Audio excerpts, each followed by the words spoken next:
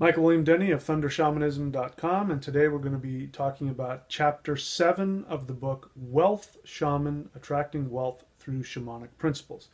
And if you're not familiar with the book Wealth Shaman, Attracting Wealth Through Shamanic Principles is a book for anybody that wants to create the life of their dreams, doing what you would do anyway. That's my motto in life. Make a living doing what you would do anyway. That way you don't have to work. You just get to be yourself, and the universe provides you with all the money that you need. And this is the idea behind Wealth Shaman.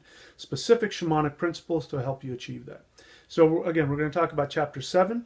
And Chapter 7 is the analysis of the second exercise. Remember, in the first exercise, we created a shamanic safe room, and we shamanically communicated with our poverty.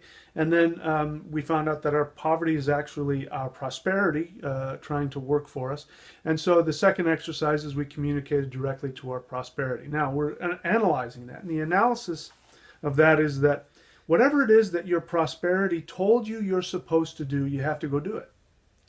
Now, it may not make any sense because, in the spirit realm, the subconscious realm, which is, connected to that, things often are communicated in symbolic fashion, so you have to meditate on it. But I've found from experience, the more literally you take what your subconscious desires are trying to tell you to do, and you do it exactly as they tell you to do it, all kinds of crazy things happen. I mean, stuff. And here's the thing. You may be asking yourself, your prosperity may have told you to go do something like go sit in the sun. I'll give you an example. I was going through a very difficult period in my life, and, I knew how to do this. And so I did a shamanic exercise where I very quickly asked, what is my next book?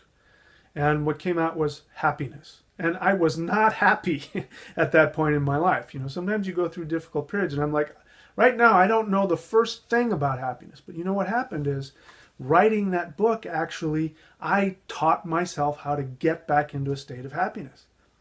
And that actually launched me into a whole new phase in my writing career, which actually did bring me a lot of clients and a lot of money.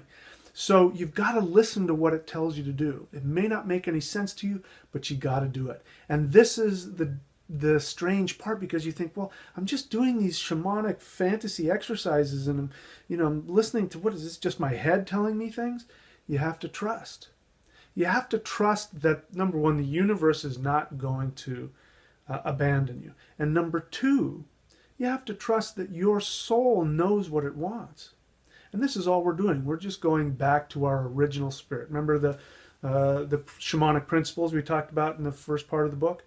We're just going back to our original spirit, doing what it is that we were originally designed to do, what we created ourselves to do. Anyway, we could go on and on and on, but go ahead, if you're interested, go ahead and buy the book, Wealth Shaman, Attracting Wealth Through Shamanic Principles. The link is below.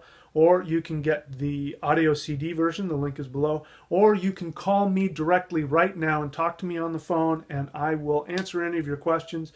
I can help you create a shamanic protocol so that you can create the life of your dreams.